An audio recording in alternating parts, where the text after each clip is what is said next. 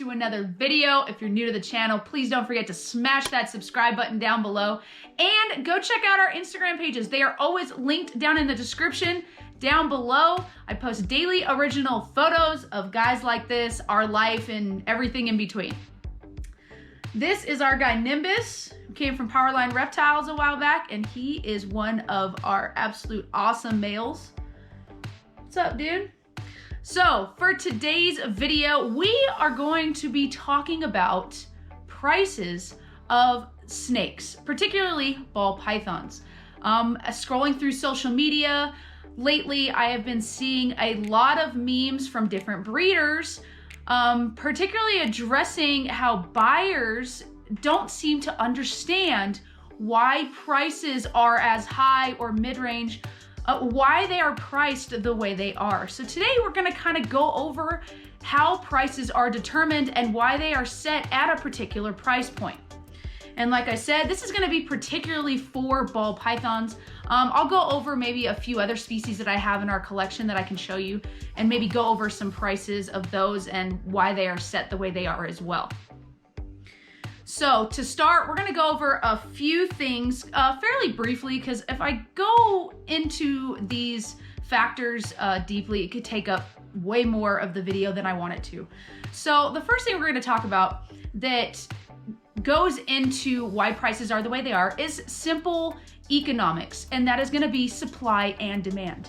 Now, if there is a high supply and a low demand for a particular species or a particular morpho snake, then obviously the price point is gonna be a tad bit lower.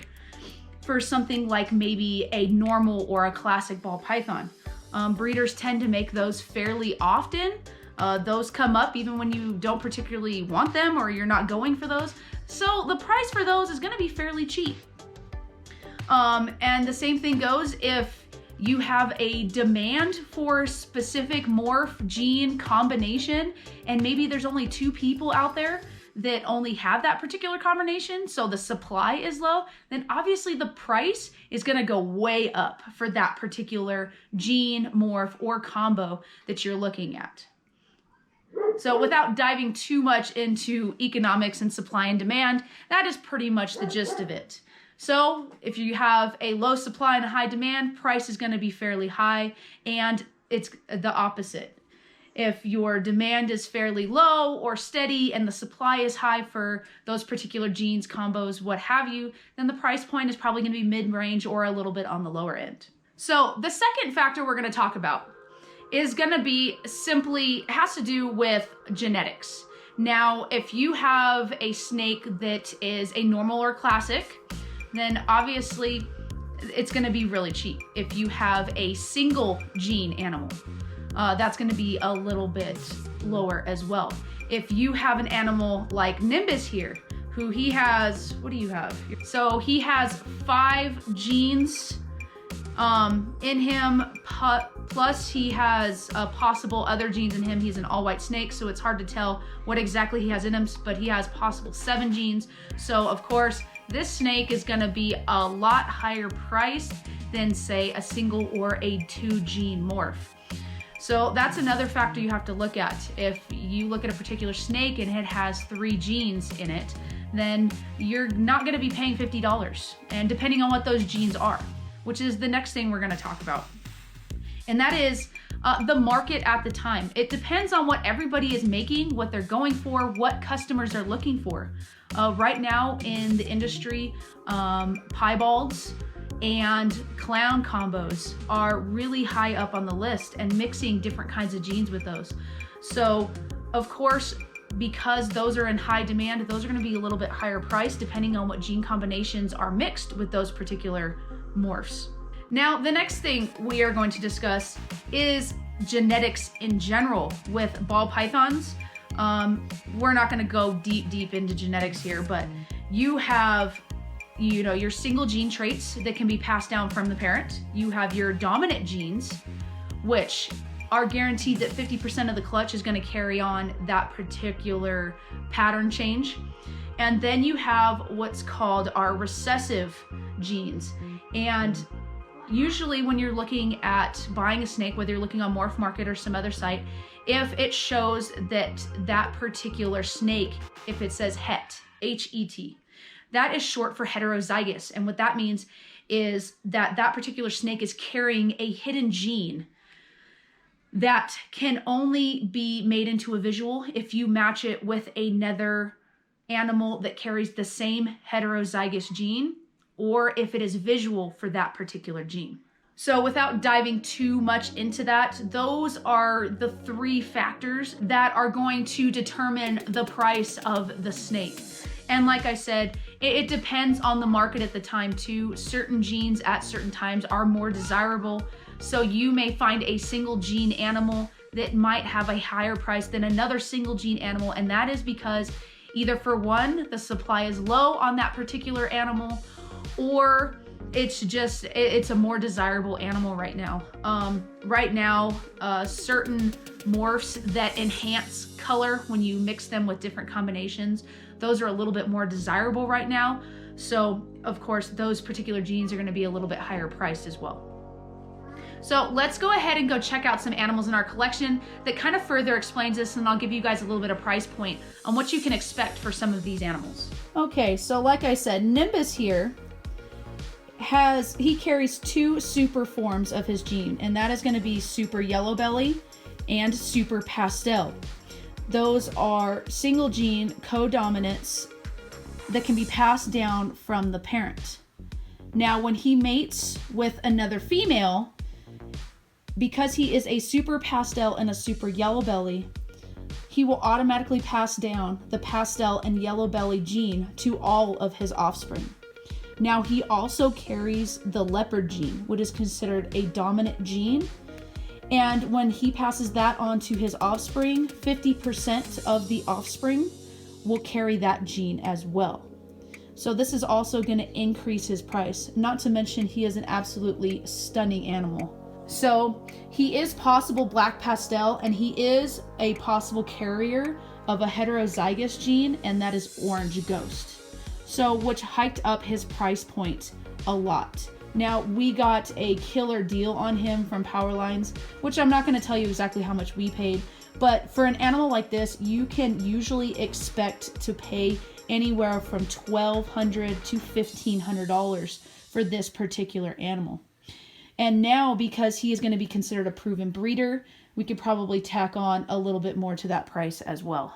Now, this is another one of our single gene animals.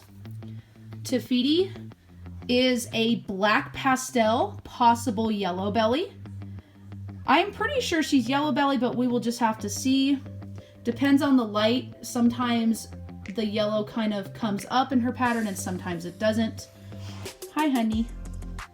But she is just a single gene black pastel. So typically for this gene as a baby, you can typically expect to pay around $100 for this particular gene. Now, one other thing that I did want to mention, price does fluctuate quite a bit, whether they are male or female, and depending on their size as well. Typically, you will expect to pay quite a bit more for a female because for breeders, that could be a potential egg producer in the future.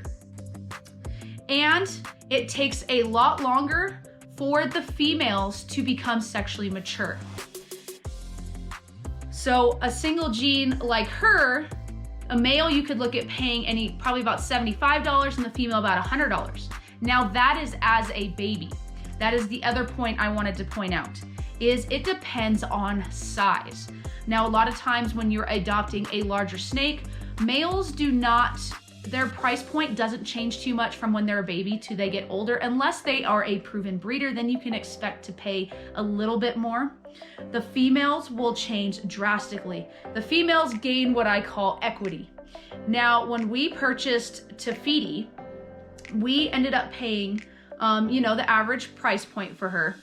Look at how beautiful she is. Now that she is pushing 1,000 grams and she is approaching breeding size, she will be breeding size about next year. Now you can expect that she is worth a couple $100 more than when we purchased her. Now next year, when she is of breeding weight, she will be a little bit more than that. And after she becomes a proven breeder, you can expect her price to top out probably around $500 if she truly is a yellow belly, which we are waiting to prove that out once we can breed her next year. Right now, she is about 1,000 grams, but she is only a year old, so we are going to wait another year to make sure that she is sexually mature and ready to go in some of our breeding projects. So now we are going to look at a recessive gene. Now, recessive genes, again, require both parents to be carriers of the gene, which is the heterozygous gene, or they need to be visuals, such as this girl. Now, this girl is what we call a piebald, or pied for short. Look at her little happy face. And she is also possible leopard, but we just purchased her as a regular piebald. Because she is a recessive and requires 2 copies of the gene to make a snake or an animal like this, she is going to be a little bit more expensive than a single gene. Now that brings me to another point. How hard is it for the breeder to make certain combos? Now, because she is a recessive, like I said, she requires either to both parents to be visual and look like her, or require them to be carriers, which is carrying that heterozygous gene in order to make this. Now, if both parents are visual piebalds like this, then you are guaranteed for all of the offspring to come out piebalds. Now, she is also a possible carrier of the leopard gene, which is a dominant gene. Now, all of the offspring between her and her mate, now 50% of those babies would come out with the leopard gene as well. Now, again, these are just statistics. That's not always a guarantee. But if I mate her with another male, if her mate is carriers of other co-dominant genes, some of those other single genes, those could come out in the offspring as well. And there are different percentages of the offspring that could or could not be carriers of one or all of those single gene traits, as well as the recessive. And you don't know what that percentage of offspring is going to be. So that is why sometimes animals that carry a recessive and those co-dominant, those other single genes, will be a little bit higher priced because they are going to be a little bit harder to make.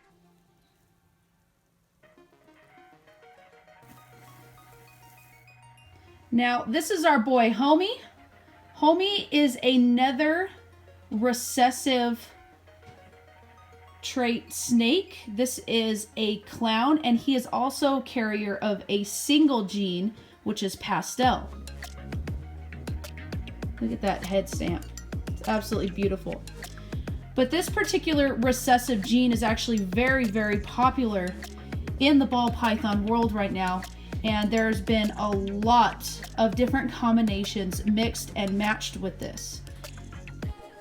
Now, like I said, the recessive gene, because it takes 2 copies, is a little bit harder to make. This is a single gene plus a recessive, so not terribly difficult. But once you start mixing 4 or 5 genes into this pattern with this recessive, it becomes extremely difficult to reproduce certain combos. It is a hit and miss. So that is another reason certain morphs, especially the clown projects and the piebald projects, are a bit more expensive because we are trying as breeders to make the best quality animals and see really what patterns and different things you can do. They're really living art. But when you are trying to make living art, sometimes these breeding projects, you produce animals that have taken you literally years to get to that point. We've seen breeders, of course, most people know who Justin Kabelka is, who made the infamous Pompeii, which is a clown combo mixed with several single genes. I want to say there is only one in existence, but I could be wrong. I want to say that there is 2. I want to say he did reproduce one and sell it to another breeder. Don't quote me on that. I would have to double check. But he has made other combinations that are similar. He has tried other breeding projects, but certain combinations, when you start adding so many genetics into the mix, they are hard to reproduce. And that is one reason they get to be so expensive. Now this is one of our feisty mamas. Now this particular snake, although it's really hard to pinpoint the genetics because we got so much going on here, she is a carrier of a dominant gene as well as 3 single genes. She is a pastel, cinnamon, special GHI.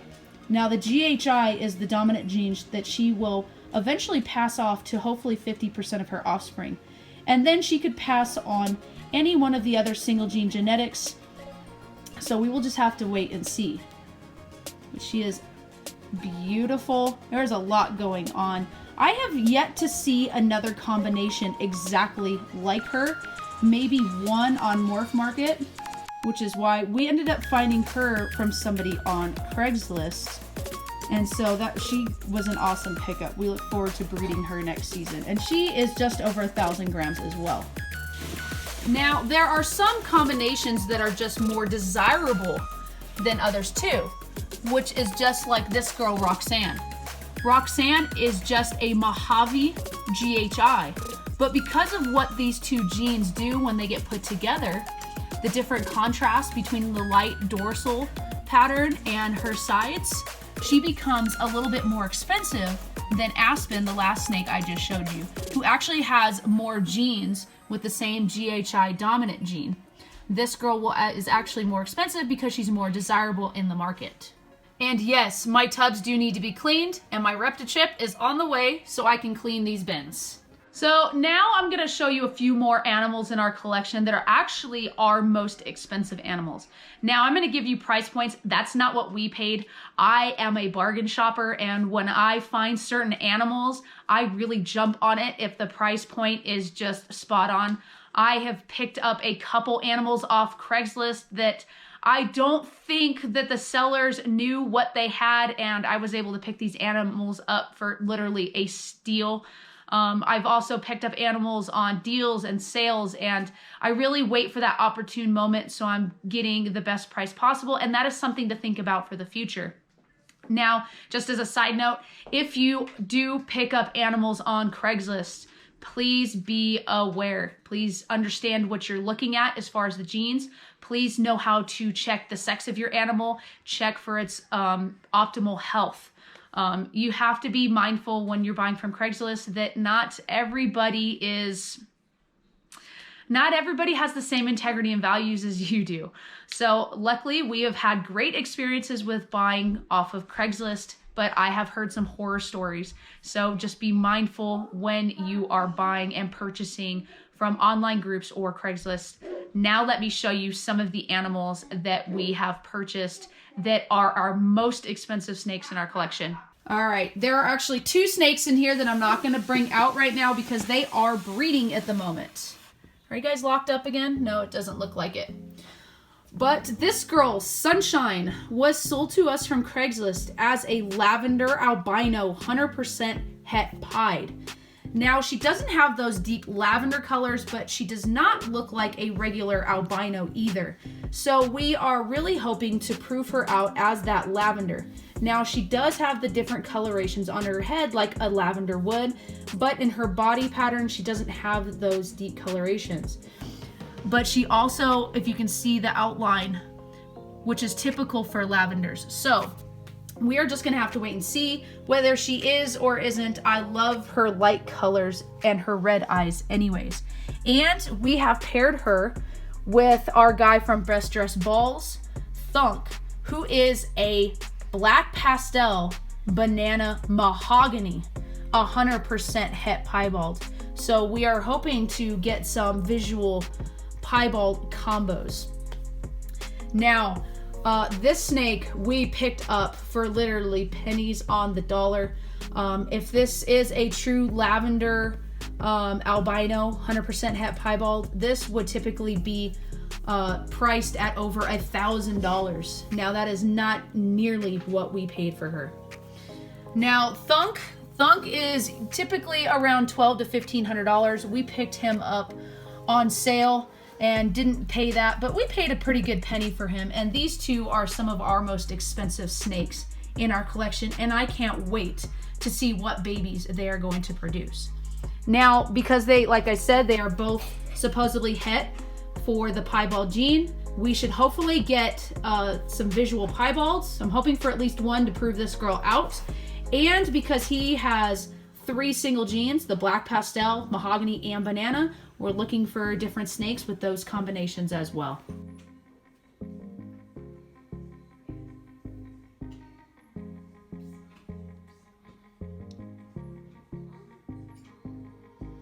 Now, the second most expensive snake in our collection is going to be this girl, Autumn. Now, she is a lesser Enchi, 100% het clown, and we paid full price for her. And I am not going to indulge how much we paid for her. You can go look up how much a girl of 3,500 gram proven breeder female would cost, and believe me, it is a pretty penny. And she is paired up with our next expensive snake, and that is gonna be Alfred. Alfred is a het Batman, and he is a pastel spot nose leopard 100% het clown. So if you know anything about genetics with snakes, we are gonna be going for some Batman combos, and that is the spot nose leopard visual clown. And if you have ever checked on prices, a normal Batman can go anywhere from $2,500 and up. And that is because of the recessive gene and the different single genes that go into the combination. Now you're seeing more and more of these. It's after Justin Kabelka made the first one, a lot of breeders have been really striving to make these. They are actually very visually stunning animals, and I will go ahead and throw a picture up of what one of those looks like. So because she is a lesser Enchi, that could also be in the mix. So we're super excited to see what these two produced.